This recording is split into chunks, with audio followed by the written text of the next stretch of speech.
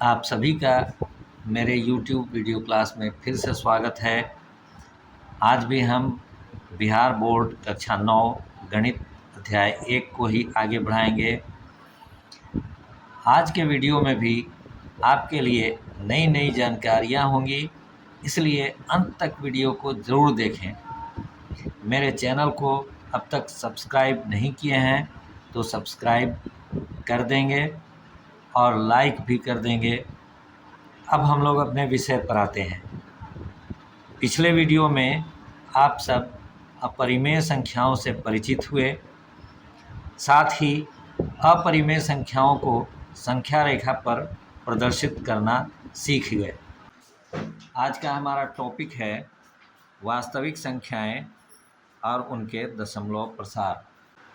जब वास्तविक संख्याओं का दशमलव में विस्तार होता है तो आप देखेंगे कि इनमें कैसे कैसे रहस्य छुपे हुए हैं। गणित वास्तव में हमें रहस्यों की दुनिया में ले जाता है। तो आइए हम सब भी गणित की इस रहस्यमयी और जादुई दुनिया की सैर करते हैं। यह एक बहुत ही साधारण भाग का प्रश्न है जिसे एक छोटा बच्चा भी बना सकता है। 5/2 यह एक वास्तविक संख्या भी है और परिमेय संख्या भी। इसे आप सभी जल्दी से हल करें, बल्कि हल कर लिए भी होंगे। 5 में 2 से भाग लगाएंगे, 2 से 2 बार लगेगा, यहाँ 4 आएगा, 1 शेष बचेगा।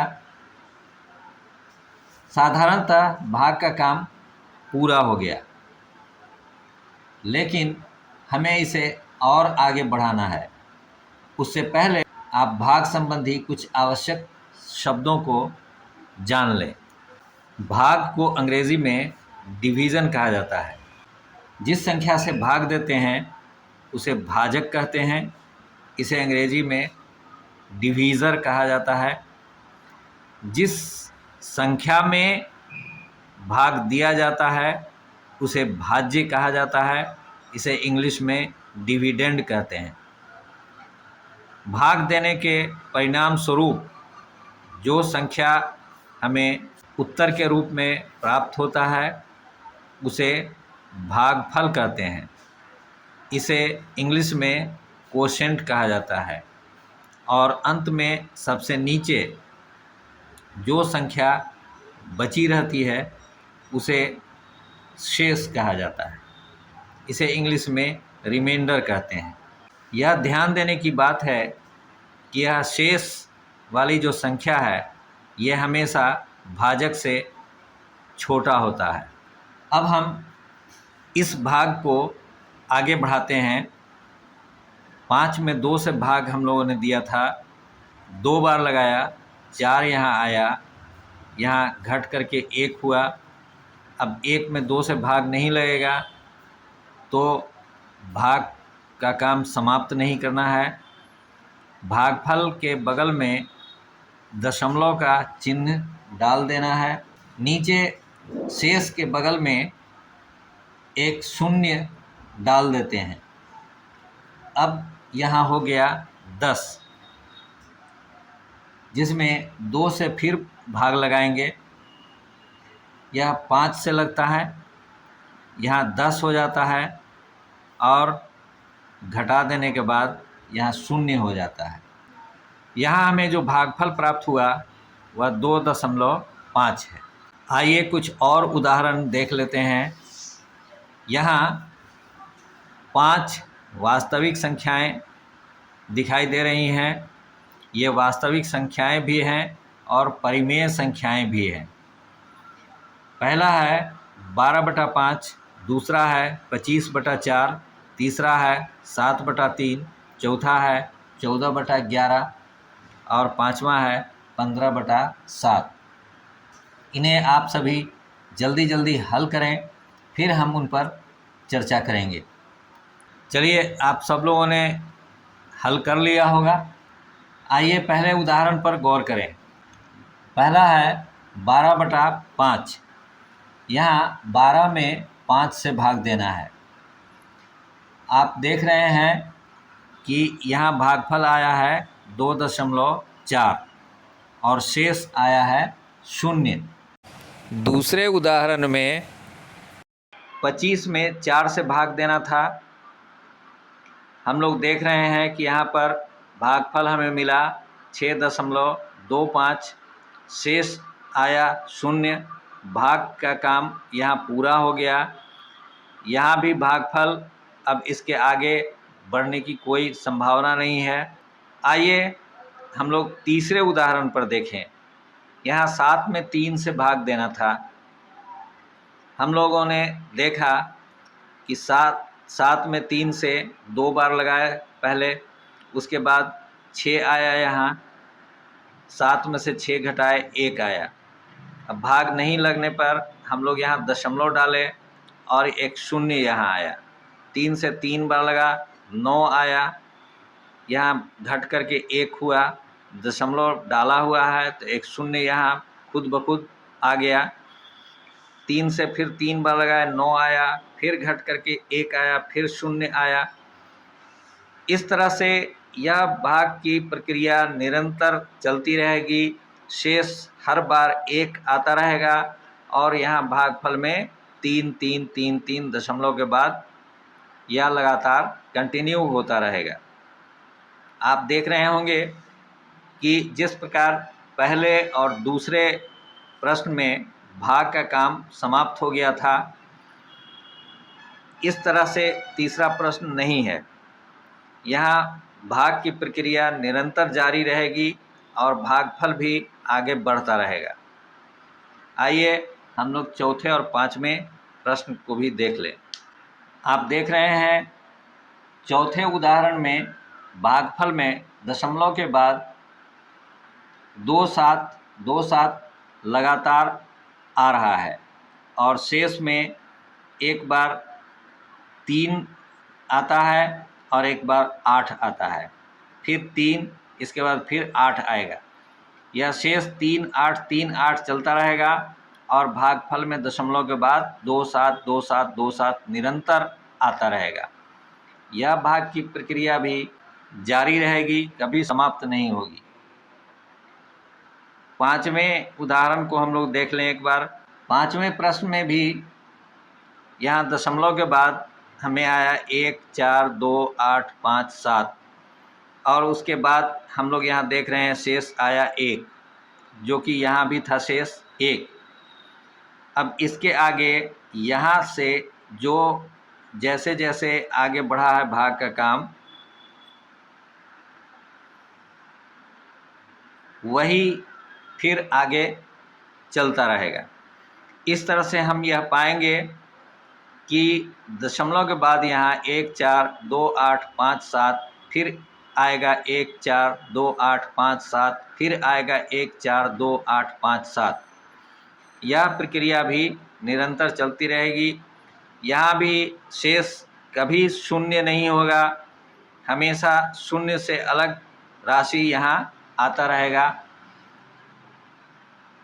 इस तरह हम लोग देख रहे हैं कि कुछ भागों में भागफल में संख्याओं की पुनरावृत्ति होती रहती है और यह पुनरावृत्ति लगातार जारी रहती है। जैसे हम लोग यहाँ देखें कि 2 7 2 7 यह निरंतर आता रहेगा। इसी तरह इस भाग में 1 4 2 8 5 7 लगातार आता रहेगा। तो आप लोगों ने गणित का जादू देखा। पहले और दूसरे प्रश्न में शेष 0 आया और भाग का काम समाप्त हो गया, परंतु उदाहरण 3 4 और 5 में ऐसा नहीं हुआ। इन तीनों भागों में शेष कभी 0 नहीं होगा और भाग की क्रिया लगातार चलती रहेगी। अर्थात कुछ स्थितियों में जहाँ शेष 0 हो जाती है, वहाँ परिमेय संख्या के दशमलव प्रसार को शांत दशमलव या टर्मिनेटिंग डेसिमल कहा जाता है। बाद के उदाहरणों में तीसरे चौथे और पांचवें उदाहरण में हम लोग देखें कि वहाँ शेष 0 नहीं होता और भागफल में दशमलव के बाद संख्याओं की पुनरावृत्ति लगातार जारी रहती है, शेष भी शून्य नहीं होता, भाग की क्रिया अनवरत चलती रहती है। ऐसी स्थिति में दशमलव के प्रसार को अनवसानी आवर्ती या नॉन टर्मिनेटिंग रेकरिंग कहा जाता है। इसे ही अशांत आवर्ती भी कहा जाता है। तो हम लोगों ने देखा जहाँ शेष शून्य हो जाती है और दशमलव के प्रसार का अंत हो जाता है, ऐसे प्रसार को शांत या टर्मिनेटिंग दशमलव कहते हैं। जहाँ शेष की पुनरावृत्ति होती दिखाई देती है और दशमलव का प्रसार लगातार जारी रहता है, ऐसे प्रसार को अनवसानी आवर्ती नॉन टर्मिनेटिंग रेकरिंग कहते हैं। इसे ही अशांत आवर्ती भी कहा जाता है। इन दो बातों को आप लोग याद रख लें, इसका स्क्रीनशॉट ले लें और हमेशा इसको याद रखेंगे। अब हम लोग अनवसानी आवर्ती दशमलव प्रसार पर एक बार फिर ध्यान दें। तीसरे उदाहरण में हमारा भागफल आ रहा था 2.3333 और यह लगातार 3 बढ़ता जा रहा था, अर्थात दशमलव के बाद 3 की पुनरावृत्ति हो रही थी। इसलिए इसे इस प्रकार लिखा जाता है 2.3 और 3 के ऊपर आप लोग एक छोटी सी लकीर देख रहे होंगे। इसे आवर्त या रेकरिंग कहा जाता है और इसे पढ़ते हैं 2.3 का आवर्त या 2.3 का रेकरिंग। चौथे प्रश्न में आपने देखा था कि हमारा उत्तर आया था 1.2727 या 27 लगातार आगे बढ़ता जाता था। इसलिए इसे हम लिखेंगे 1.27 के ऊपर आवर्त या 1.27 का रेकरिंग।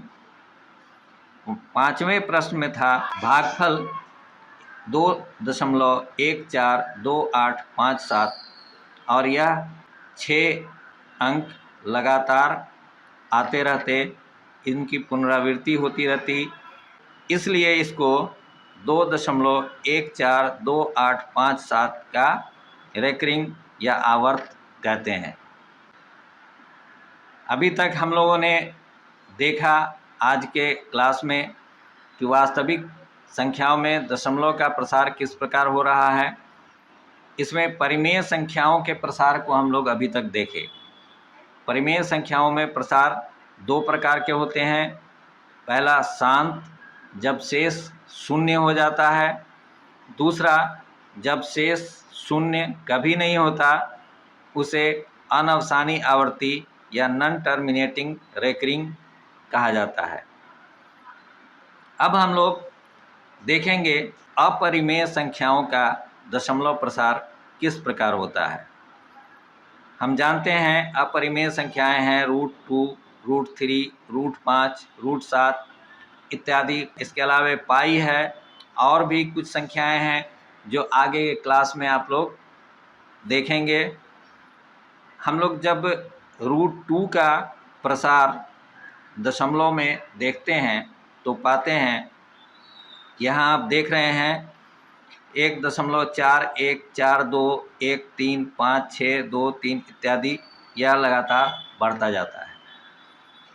आप इस बात पर गौर करें कि यहाँ कोई भी संख्या कहीं से भी ऐसा नहीं मिल रहा है जिसे हम यह कह सकें कि इन संख्याओं की बार बार पुनरावृत्ति हो रही है। यहाँ हर बार अलग अलग ढंग से संख्याएं आ रही हैं। इसलिए ऐसे दशमलव प्रसार को अनवसानी, अनावर्ती, नॉन टर्मिनेटिंग, नॉन रेकरिंग दशमलव प्रसार कहा जाता है। इसी तरह पाई का दशमलव में मान 3.14159265 जिस तरह से आप लोग देख रहे हैं, यह निरंतर बढ़ता जा रहा है। इसमें भी कहीं से भी किसी भी संख्या को आप यह नहीं कह सकते कि यह बार बार आ रहा है। निश्चित कोई भी इसमें वह सिस्टम नहीं है। तो ऐसी दशमलव के इस प्रकार के प्रसार को अनवसानी, अनावर्ती, नॉन टर्मिनेटिंग, नॉन रेकरिंग कहा जाता है। इन बातों को अच्छी तरह से ध्यान में रख लेंगे, इसे याद रखेंगे, यह आपको हमेशा काम आएगा। इतना जानने के बाद आपकी पुस्तक में एक महत्वपूर्ण बात लिखी हुई है जिसे आप लोग अच्छी तरह से याद कर लेंगे। एक परिमेय संख्या का दशमलव प्रसार या तो शांत होता है या अनवसानी आवर्ती होता है। साथ ही वह संख्या जिसका दशमलव प्रसार शांत या अनवसानी आवर्ती है एक परिमेय संख्या है। तो आप लोगों ने परिमेय संख्याओं के दशमलव प्रसार एवं अपरिमेय संख्याओं के दशमलव प्रसार अर्थात वास्तविक संख्याओं के दशमलव प्रसार के बारे में विस्तार से जान लिया। अब हम लोग प्रश्नावली 1.3 को हल करेंगे। इसका पहला प्रश्न में है, निम्नलिखित भिन्नों को दशमलव के रूप में लिखिए और बताइए कि प्रत्येक का दशमलव प्रसार किस प्रकार का है। अर्थात आपको यह बताना है कि इनमें जो दशमलव प्रसार है वह शांत है या अनवसानी आवर्ती है। तो आइए हम लोग इसको हल करें। प्रश्नावली 1.3 पहला प्रश्न का पहला 36/100। यहाँ आप ध्यान दीजिए कि आप चाहें तो 36 में 100 से भाग दे सकते हैं। तो सीधी बात है कि 36 कम है, 100 ज़्यादा है, भाग नहीं लगेगा। तो यहाँ पर भाग जब नहीं लगता है तो हम लोग शून्य लिखते हैं और उसके बाद दशमलव यहाँ देते हैं। दशमलव देने के बाद यहाँ पर शून्य आ जाएगा। तो 100 से 360 हो गया तो 3 बार लगेगा, 300 हो जाएगा। उसके बाद घटा देने पर 60 आएगा। अब दशमलव यहाँ पड़ा हुआ है तो 1 0 यहाँ पड़ जाएगा। उसके बाद 6 बार लगेगा, 600 हो जाएगा। घट करके ये शून्य हो जाएगा। आपका उत्तर हो गया 0.36। अब आप खुद बताइए कि आपको बताया गया है शांत दशमलव और अनवसानी अनावर्ती दशमलव, इसमें यह कौन सा है। तो हम जानते हैं कि जब हमारा भाग बनाने के बाद शेष शून्य हो गया तो यह शांत होगा। एक बात और भी आज समझ लीजिए कि जब हमें ऐसी संख्या से भाग देना होता है जिसके अंत में 1 शून्य हो, 2 शून्य हो, 3 शून्य हो, उसके लिए बहुत आसानी है हमारे पास। इसको आप देखिए फिर से 36/100। यहाँ नीचे 1 पर 2 0 है तो हमें क्या करना है कि अंश में 2 स्थान दाएं से बाएं तरफ जाएंगे और दशमलव डाल देंगे। तो यहाँ दाएं से बाएं हम लोग चलते हैं, 1 2 2 गिनने के बाद यहाँ पर हम दशमलव डाल देंगे तो हमारा उत्तर हो जाएगा 0.36। यही उत्तर यहाँ भी आया है, यही उत्तर यहाँ भी आया है। तो ये बहुत आसानी है। चलिए हम लोग अगले प्रश्न पर आते हैं। दूसरे प्रश्न में है 1/11। यह थोड़ा सा आपको परेशानी होगी तो इसको हम करके दिखला दे रहे हैं। 1 में 11 से भाग देना है हमें। तो 1 कम है, 11 ज़्यादा है तो भाग नहीं लगेगा, यहाँ शून्य पड़ेगा।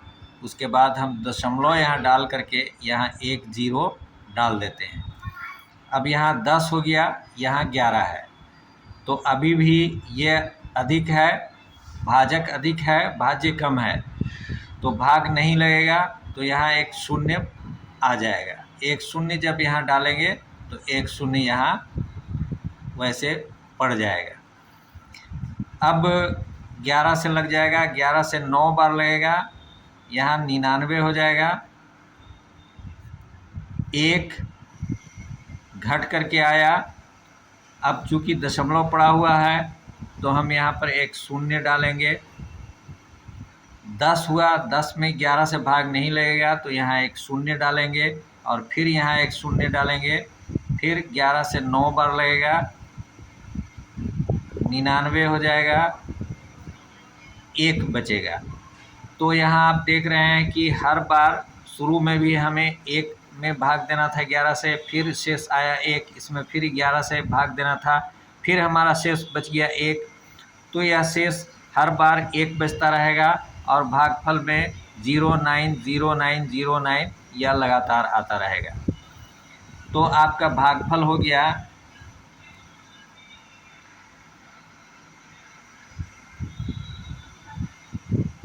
0.0909, यह लगातार बढ़ता रहेगा। इसे आप ऐसे लिख सकते हैं 0.09 के ऊपर रेकरिंग या आवर्त। यह किस प्रकार का दशमलव प्रसार हुआ? यह दशमलव प्रसार हुआ अनवसानी आवर्ती। अनवसानी आवर्ती दशमलव प्रसार। 1 का 3 देखिए, 4.1/8। इसको पहले पूर्णांक तोड़ लेंगे, 8 चौका 32 और 1 33/8। अब 33 में हम 8 से भाग देंगे तो इस तरह से हमें 4.125 भागफल मिलेगा और शेष शून्य हो जाएगा। इसलिए दशमलव का यह प्रसार शांत है। यही आपका उत्तर हुआ। अगला 1 का चौथा 3/13 है। यहाँ 3 में हम 13 से भाग देंगे तो भाग नहीं लगेगा, दशमलव दे करके शून्य आएगा और इस तरह से भाग लगता जाएगा और यहाँ पर फिर शेष 3 आ जाता है। इसलिए यहाँ 3 है, इसलिए यह 2 3 0 7 6 9 की पुनरावृत्ति होती रहेगी। तो आपका उत्तर हो जाएगा शून्य, भागफल 0.230769 के ऊपर रेकरिंग, और यह अनवसानी आवर्ती दशमलव का प्रसार हुआ। पाँचवा आइए, 1 का 5 2/11 है। 2 में 11 से भाग दिए, हमें भागफल आता है 1.1818। यह बढ़ता जाएगा, इसलिए भागफल हुआ 0.18 के ऊपर रेकरिंग। यह भी अनवसानी आवर्ती दशमलव प्रसार हुआ। अगला देखिए 329/400 है। यह देखने में लग रहा है थोड़ा सा बोझ की तरह कि 400 से भाग देना है। इसको आसान करने के लिए आपको मैंने थोड़ी देर पहले बताया था कि जब नीचे हर में शून्य वाली कोई संख्या हो तो उसका शून्य हटा सकते हैं। यहाँ 4 के ऊपर 2 शून्य है। अब हम ऊपर वाले में यानी अंश में दाएं से 2 स्थान आगे दशमलव डाल देते हैं तो यहाँ से शून्य हट जाएगा। यह हो जाएगा 3.29/4। अब भाग देना बिल्कुल आसान है। 3.29 में 4 से हम लोग भाग दिए, हमें भागफल आया 0.8225 और शेष आ गया शून्य। इसलिए भाग यहाँ से समाप्त हो गया और यह दशमलव का प्रसार शांत हुआ। हम लोग अगले प्रश्न पर आते हैं। आइए हम दूसरा प्रश्न के में पहला लेते हैं। यह 2/7 है। यहाँ आपको दिया हुआ है कि 1/7 बराबर 0.142857 के ऊपर आवर्त। तो 2/7 हमें करना यह है कि बिना भाग दिए, भाग की प्रक्रिया किए बिना 2/7 का मान निकालना है। तो 2/7 को हम लिख सकते हैं 2 गुना 1/7। आप जानते हैं क्या, 2 गुना 1/7 2/7 हो गया। अब यहाँ पर 1/7 का मान यहाँ दिया हुआ है, यह हम रखते हैं तो ये हो जाता है 2 गुना 0.1428557। यहाँ पर रेकरिंग है, इसका मतलब कि यह फिर आगे बढ़ता रहेगा 142857 142857। अब हमें इसमें 2 से गुना करना है, तो 2 से गुना करने पर यह हो जाएगा। अब चूँकि यह लगातार आगे बढ़ता जाएगा 142857, ये बार बार ये बढ़ता रहेगा, तो इसी तरह यह भी बार बार बढ़ेगा, इसलिए इसके ऊपर भी यहाँ पर हम रेकरिंग डाल देंगे। आगे अगला देख लेते हैं हम लोग। इसी तरह 3/7 हो जाएगा, 3 गुना 1/7, 3 गुना 1/7 का मान दे देंगे, उसके बाद 3 से गुना कर देंगे, यह हो जाएगा 0.428571, इसके ऊपर रेकरिंग। 4/7, 4 गुना 1/7, 4 गुना 0.142857, 4 से गुना कर देंगे 0.571428 के ऊपर रेकरिंग। 5/7 हो जाएगा, 5 गुना 1/7 बराबर 5 गुना 1/7 का मान दे देंगे 0.142857, यह 5 से गुना करने पर हो जाएगा 0.714285 के ऊपर रेकरिंग। 6/7 को लिखेंगे, 6 गुना 1/7 बराबर 6 गुने 1/7 का मान दे देंगे 0.142857, 6 से गुना करने पर हो जाएगा 0.857142 के ऊपर रेकरिंग। आगे बढ़ते हैं। तीसरे प्रश्न में है, निम्नलिखित को P/Q के रूप में व्यक्त कीजिए जहां P और Q पूर्णांक हैं तथा Q 0 के बराबर नहीं है। पहला 0.6 के ऊपर रेकरिंग, दूसरा 0.47 के ऊपर रेकरिंग, यहाँ ध्यान देना है कि 4 के ऊपर रेकरिंग नहीं है। तीसरा 0.001 तीनों के ऊपर रेकरिंग। तो आइए हम लोग इसको हल करते हैं। आइए हम प्रश्न 3 के 1 को देखते हैं। यहाँ है 0.6 के ऊपर रेकरिंग, इसे हम लोगों को P/Q के रूप में व्यक्त करना है। तो सबसे पहले हम लोग जानते हैं कि इसका यह अर्थ हुआ कि 0.6666 ये बढ़ता जाएगा। हम मान लेते हैं कि मान लिया कि x बराबर 0.6666, ठीक है। अब हमें दोनों तरफ 10 से गुना करते हैं, इधर x है और इधर 0.6666 है। आप देखिए इधर x में 10 से गुना करेंगे तो 10x हो जाएगा, यह बराबर हो जाएगा 10 गुना 0.6666। इसका यह अर्थ हुआ कि 10x बराबर 10 से जब गुना होगा तो 0.1 स्थान दाईं ओर बढ़ जाएगा, तो क्या हो जाएगा 6.6666, यह बढ़ता जाएगा। इसका यह अर्थ हुआ कि 10x बराबर 6 जोड़ 0.6666, यह बढ़ता जाएगा। इसका अर्थ यह हुआ कि 10x बराबर 6 जोड़, यहाँ देखिए यही है जिसे हम x माने हैं, यह x के बराबर है, तो यहाँ पर हम लिख देंगे इसको x। अब x को हम लोग बराबर के चिन्ह के बाईं ओर लाते हैं, तो क्या हो जाएगा 10x घटाओ x बराबर 6। इसका मतलब हो जाएगा कि 9x बराबर 6, इसलिए x बराबर 6/9। अब दोनों तरफ 3 से भाग देते हैं, 3 तिया 9 और 3 दूनी 6, यह हो गया 2/3। या आपका प्रश्न जो है x को माने थे 0.666, मतलब 0.6 के ऊपर रेकरिंग, और इसका मान निकला 2/3 या P/Q के रूप में है। आपका यहाँ पर यह आंसर निकल गया है। तीसरा का सेकेंड,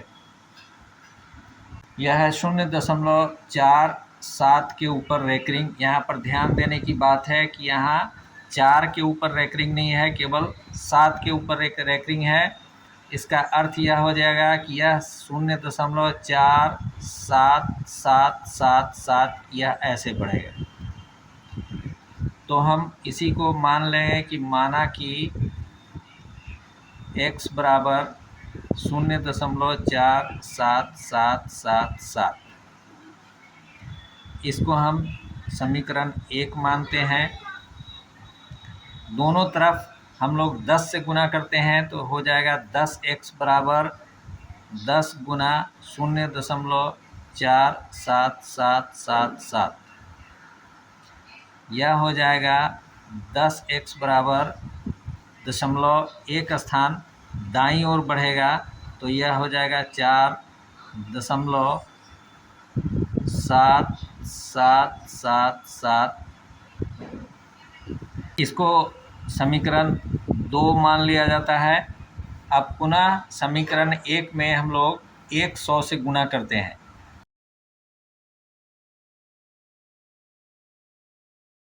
क्या हो जाएगा, एक तरफ हो जाएगा 100x बराबर 0.4777। इसका यह अर्थ हुआ कि 100x बराबर यहाँ पर 0.2 स्थान दाईं ओर बढ़ जाएगा तो यह हो जाएगा 47.7777, यह बढ़ेगा। इसको हम लोग समीकरण 3 मान लेते हैं। अब समीकरण 3 में से समीकरण 2 को घटाने पर, समीकरण 3 में से समीकरण 2 को घटाने पर क्या हो जाएगा, 100x घटाओ 10x बराबर, यहाँ देखिए यह है 47.7777 घटाओ 4.7777। ठीक है, तो सबसे पहले दशमलव के बाद वाला तो पूरी तरह से घटने के बाद समाप्त हो जाएगा और इधर 47 में से 40 घटेगा तो 43 बचेगा, और दूसरी तरफ 100 में से 10 घटेगा तो 90 बचेगा। 90 बराबर 47 में से 4 घटेगा तो 43 हो जाएगा। यहाँ पर x है 90x बराबर 43, इसलिए x बराबर 43/90, यह आपका आंसर हो गया।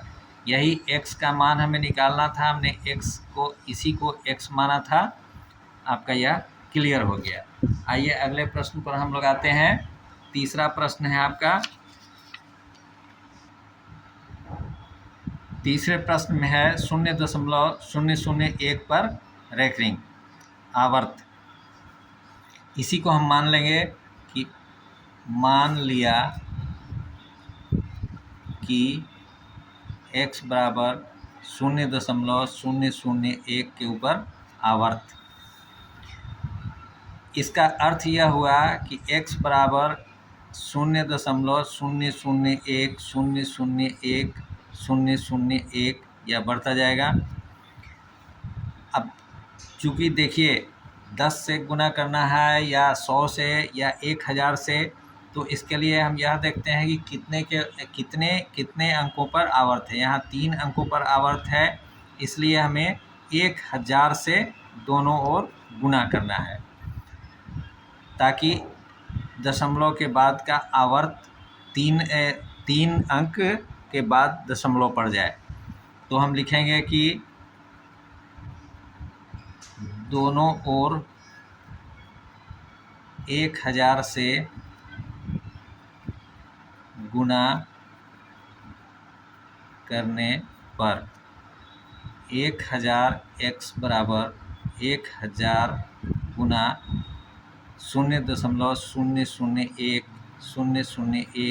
001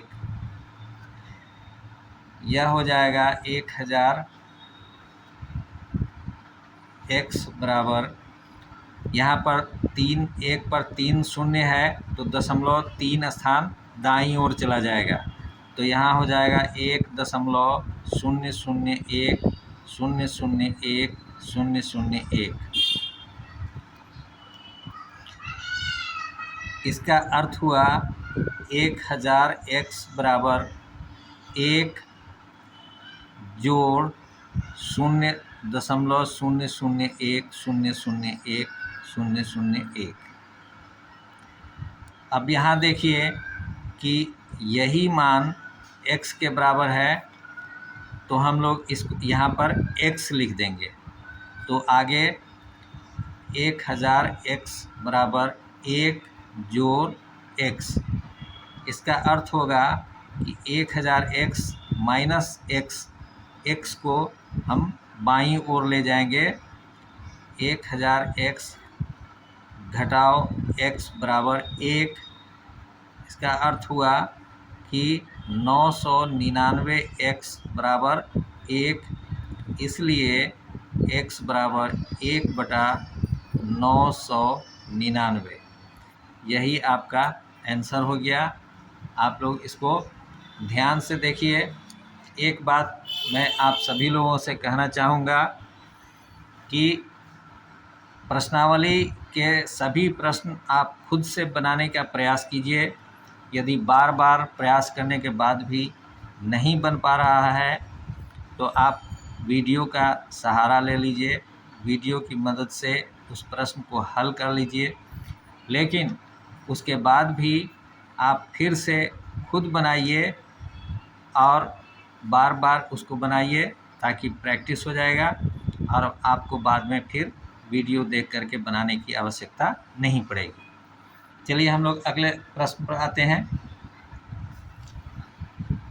आज हम लोगों ने प्रश्नावली 1.3 में प्रश्न संख्या 3 तक को हल किया। आज के वीडियो में इतना ही। वीडियो लंबा हो जाने के कारण प्रश्न संख्या 4 से लेकर प्रश्न संख्या 9 तक हम अगले वीडियो में इसको हल करेंगे। तो आज के लिए इतना ही। आप सभी से आज विदा लेते हैं। हमारे इस चैनल को अपने दोस्तों में शेयर ज़रूर करें, इसे लाइक करें।